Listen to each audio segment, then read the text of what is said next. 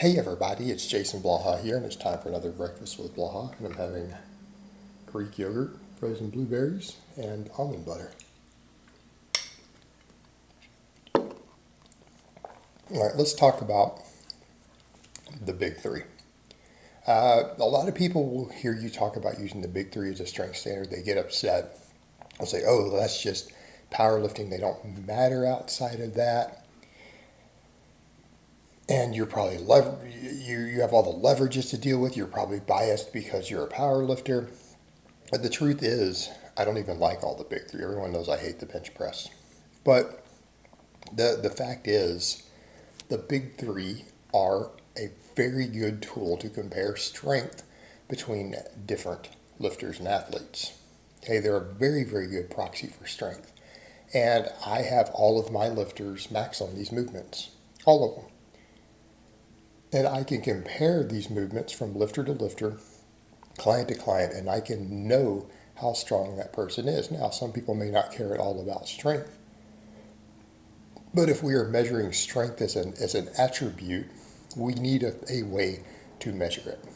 And it can never be done on just a single lift because that's where leverages matter the most, right? Each individual lift.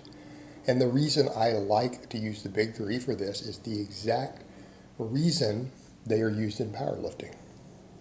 Powerlifting is intended to be a low skill sport, because it is, let's be honest, that measures brute strength. That is what it is intended to measure. It measures how strong a person is. And it's funny, you always have weak people are the ones who argue against this. They'll say, well, strength isn't measured with a 1 rep max. There's different ways to measure strength. No, there really isn't. There isn't. Why? Because strength is the production of force against an external object.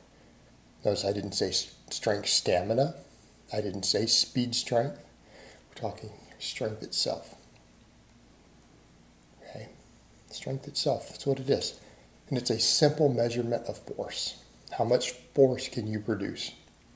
And for two lifters with similar leverages, it takes more force to lift 505 pounds on a deadlift than it does 500.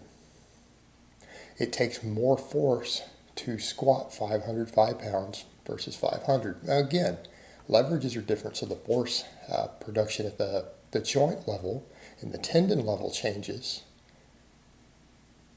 but moving the overall weight doesn't, because you're still producing the force externally. Your internal forces might be different. Well, that's the other thing we look at with those.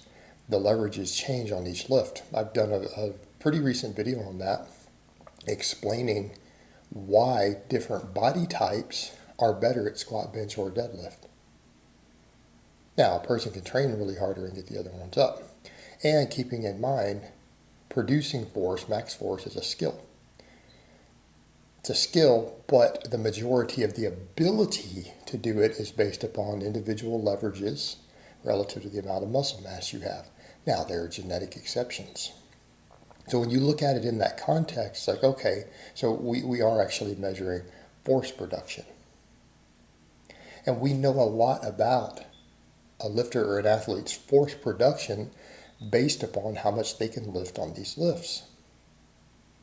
And it's the reason the squat, bench, and deadlift work, because each one of them benefit from different leverages from the other. Now, granted, people can change grips. They can go from sumo to conventional. They can do a medium stance squat or a really wide squat. They can change these around to suit their leverages better to get the most out of it. But there's only so much you can do with that. It's still going to measure your strength. But again, because the three lifts, each one benefit from slightly different leverages, it starts to remove the skeletal genetic component to some extent when we add all three together, right? When you look at the total. That's why, someone might be weaker than someone else, so they're stronger at one lift, but when you start looking at the totality of it, they might be a lot weaker. That's why we don't use a single lift.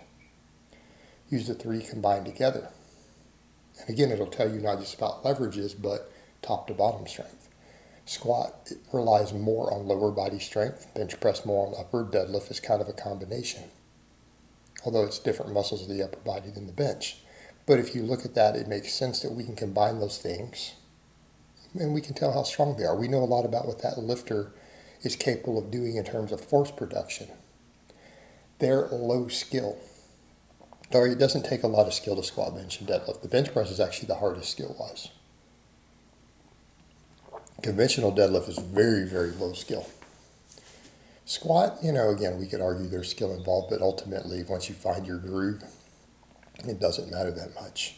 A lot of squat variations carry over really well to each other. Right? And so you can have people max on these and you can compare them to each other. And it tells you a lot about comparative strength, because let's come back over to that.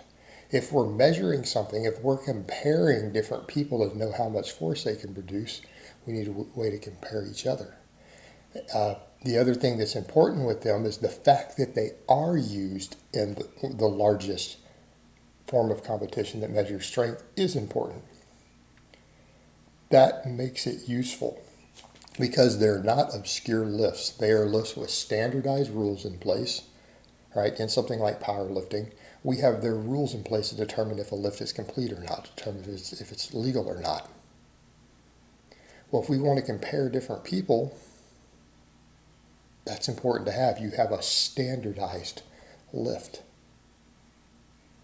That goes in our favor. So it's when people say, oh, it's because it's popular for that, that's why using it's like, yes, that's actually useful. That's important if we want to measure someone's strength.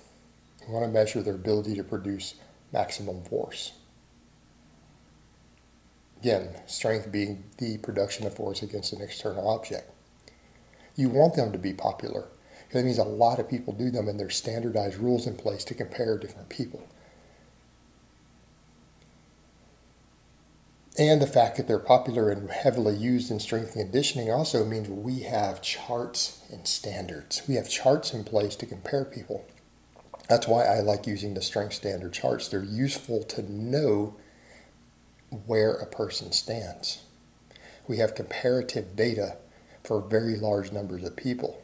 So all of these things combined together are what make this a useful metric for any athlete or lifter or anyone's goals if you want to know what their overall strength level is. It lets us determine it with multiple lifts added together to look at a total. We can look at it and say, okay, this person, yeah, they're right about this strong. This is how they compare to this other individual.